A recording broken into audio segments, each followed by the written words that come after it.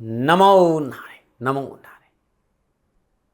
जय गौ माता, वंदे मातरम, भारती को प्रणाम और हृदय से ओम शाम शनिश्चराय। दर्शकों, मित्रों, साथियों, मीन राशि वालों के लिए मैं पितरों को कैसे प्रसन्न करें मैं बहुत कुछ बताऊंगा, लेकिन संपूर्ण राशियों को पहले एक बात और समझ लेनी चाहिए।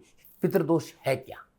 हमारे जो पूर्वज है, हमारे दादा दादी, हमारे पिता, हमारा परिवार है, हमारे परिवार के वे सदस्य जो इस संसार से विदा हो चुके हैं, जिनकी मृत्यु हो चुकी है और उन्हें पितरों की संज्ञा प्राप्त हुई है।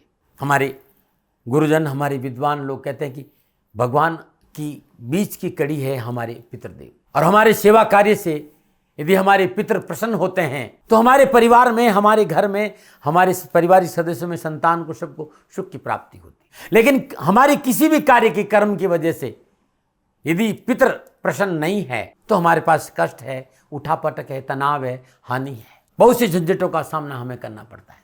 शास्त्रों में इसके बारे में बहुत वर्णन है। पितृ या तो मोक्ष प्राप्त करते हैं या पृथ्वी लोक पर पुनः जन्म लेते हैं। यदि परिवार के सभी पितरों का पुनर्जन्म या मोक्ष की प्राप्ति होगी तो कुछ समय के लिए परिवार में कोई पितर नहीं होते हैं। ऐसे जातक अपनी जन्म कुंडली को देखकर यह निर्णय कर सकते हैं। जन्म कुंडली बहुत कुछ बताती, चाहे वो वैदिक ज्योतिष हो, चाहे भृगुनंदी नाड़ी हो, चाहे जैमिनी ज्योतिष हो, और चाहे लाल किताब हो। पितर ऋण की खूब चर्चा है, और जन्म कुंडली देखकर यह निर्धारण होता है कि क्या आपको पितर ऋण है, और पितर ऋण है तब तर्पण आदि उनकी सेवा करके पितरों को प्रसन्न करना चाहिए, उनका आशीर्वाद लेना चाहिए। उन्हीं के आशीर्वाद से हमारी जीवन की परेशानियों का निवारण होगा। पितर प्रसन्न नहीं है, वो दुखी है, अतृप्त है, या ऐसा कोई हमारा परिवार का सदस्य संसार से विदा होते समय अतृप्त इच्छाएं उनकी रह गई हो, या कोई श्राप उनके ऊपर हो, या कोई दुर्घटना से उनकी मृत्यु हो गई हो, तो ऐसे व्यक्ति को पितृयोनि में रहते हुए उन्हें भोजन की आवश्यकता होती है। और यदि परिवार के सदस्य तर्पण आदि द्वारा उन्हें भोजन नहीं देते हैं, वे भूख से व्याकुल होते हैं, आपके पितृ जब विभिन्न प्रकार के दुखों को, परेशानियों को, कष्टों को अनुभव करते हैं, तब जातक पितरों की शांति हेतु पूजन पाठ कराता है, पिंडदान कराता है, तर्पण करता है। और जब तक पितरों की शांति या पूजन पाठ या तर्पण या पिंडदान नहीं होता है तो परेशानी है। पितृदोष केवल अपने कर्मों का भी नहीं है, हमारे पूर्वजों के, हमारे माता पिता, हमारे दादा दादी, हमारे आसपास के लोग हैं, उनके कर्मों के कारण भी होता है।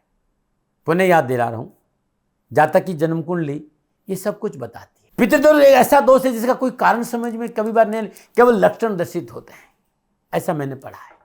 हमारी बहुत सुंदर दशा, त्रिकोण की दशा है, लग्नेश की दशा, भाग्येश की दशा है, उसके बावजूद भी हमें हमारी मेहनत, हमारे परिश्रम, हमारे प्रयासों का सुफल हमें प्राप्त नहीं होता है। आर्थिक पक्ष कमजोर है, नौकरी में सफलता नहीं, कारोबार में लाभ नहीं बढ़ रहा, पारिवारिक कष्ट रहते हैं, घर परिवार की संपूर्ण जो हलचल है, घर में शांति से कोई बैठे नहीं, बीमारी पीछा नहीं छोड़ती है, संतान पक्ष को लेकर तकलीफ है, कई बार तो संतान की शादी नहीं, और कई घरों में तो शादी होने के कई वर्षों तक संतान भी नहीं होती। मतलब जीवन में अनावश्यक परेशानियां, उठापटक, विकास में अवरोध उत्पन्न होते हैं। और जब आपको लग रहा हो कि कारण समझ में नहीं आ रहा, तब भी समस्याएं है, तो सर्वप्रथम पितृदोष की शांति जरूर करना चाहिए। अब आपको पितृदोष है कि नहीं है, उसके कुछ लक्षण हैं जो मैंने पढ़े हैं शास्त्रों में। ये मेरे अनुभव के आधार में आपके सामने कि यदि आपके घर में, आपके परिवार में अकस्मात बिना कोई कारण दुर्घटनाएं हो रही हो, या लोगों की मृत्यु हो रही हो, आनुवंशिक बीमारी जो बहुत ही लंबे समय से तक चलती है, समझ लो पितृदोष है।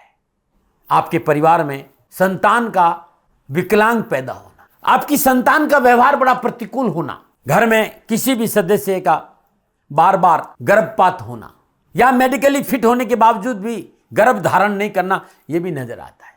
आयु के बावजूद भी समय पर विवाह नहीं होना, यह भी पितृ ऋण में आता है।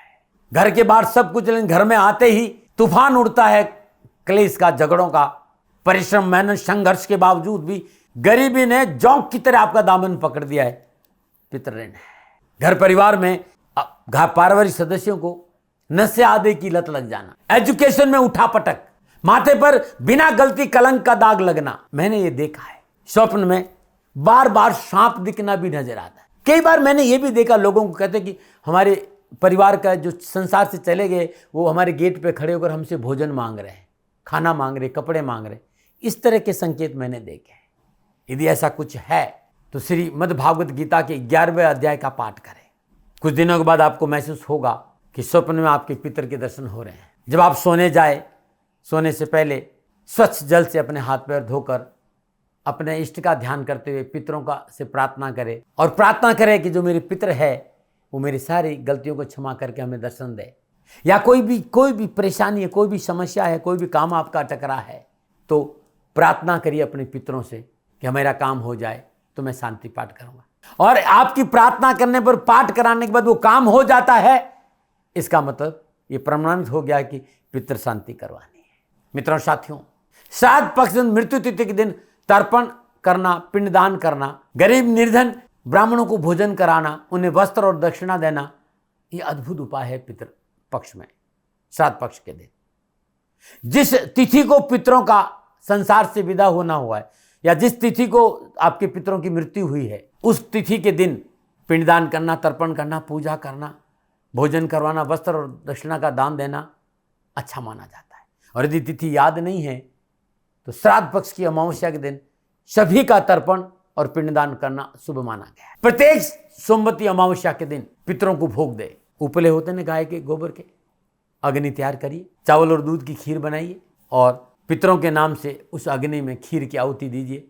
जल का छींटा देने पर हाथ जोड़कर ओम पितृदेवता भ्यो नमः इस मंत्र का जाप करें, पितृ प्रसन्न होंगे। हर रोज उगते हुए सूर्य को जल दें और जल देने के बाद वेद माता गायत्री ओम भूर्भुवः स्वः तत्सवितुर्वरेण्यं भर्गो देवस्य धीमहि धियो यो न प्रचोदयात्, इस मंत्र का जाप करेंगे तो पितृ प्रसन्न होंगे। पीपल के पेड़ में जल देना और जल में पुष्प, दूध, गंगा जल और काले तिल चढ़ाकर पितरों को याद करके जल देना और पितरों से क्षमा मांगने से भी पितर प्रसन्न होते हैं। यदि किसी ने भी आपसे कहा है कि पितर ऋण है तो रविवार दिन किसी भी गौशाला में गुड़ और गेहूं का दान देना भी उत्तम माना। गाय को गुड़ खिलाना बड़ा उत्तम माना गया। और लाल किताब के सभी विद्वान तो यही कहते हैं कि यदि घर में पितर ऋण है तो घर के सभी सदस्य जैसे कि पिता हो गया, माता हो गया, भाई हो गया, बहन होगी, बेटी होगी, भुआ हो गया, चाचा हो गया, दादा दादी हो गए, सभी लोग अपने श्रद्धानुसार धन इकट्ठा करिए और किसी मंदिर में दान कर दीजिएगा, मुक्ति मिलेगी। हरिवंश पुराण का श्रवण करना, गायत्री मंत्र का जाप करना अच्छा माना जाता है। त्रिपिंडी श्राद्ध और नंदी श्राद्ध भी किया जाता है। नारायण बलि भी होती है, पितृगायत्री का अनुष्ठान भी होते हैं। हाँ, कुछ चीजें हैं। पितरों को मांस का भोजन अर्पित नहीं करिएगा और जिस दिन पितृ पूजन हो उस दिन मांस और मदिरा का सेवन नहीं करिएगा। पितृ पूजा स्टील, लोहा, प्लास्टिक और शीशे के बर्तन का प्रयोग नहीं करें। मिट्टी के बर्तनों का प्रयोग करना उत्तम रहेगा या फिर पत्तल में। जब भी पितृ पूजा हो कभी घंटी नहीं बजानी चाहिए। कोई भी व्यक्ति यदि पितरों का पूजन कर रहा हो उसे व्यवधान नहीं करना चाहिए। अपने घर के बुजुर्गों का सम्मान करिए। यदि आपको किसी ने कहा कि आपके घर में पितृ ऋण है तो गौ माता की सेवा करिए। हर रोज या हर महीने गौशाला में जाकर चारे की व्यवस्था करिए। हम बहुत मॉडर्न हो गए, हमारी सारी परंपराएं हम भूलती जा रहे हैं। हमारे घर में एक परिंदा होता था पानी रखने की जगह, हर घर में पहले होता। आजकल नहीं है भाई, आजकल तो बोतलों ने जगह ले ली है या वो आजकल वो क्या आरओ सिस्टम हो गया है। ये सब बहुत गलत है। हमारे घर में एक ऐसी जगह होनी चाहिए जहाँ घड़े में पानी रखा जाए, वो बहुत ही पवित्र माना गया है और वही पितरों का स्थान होता है।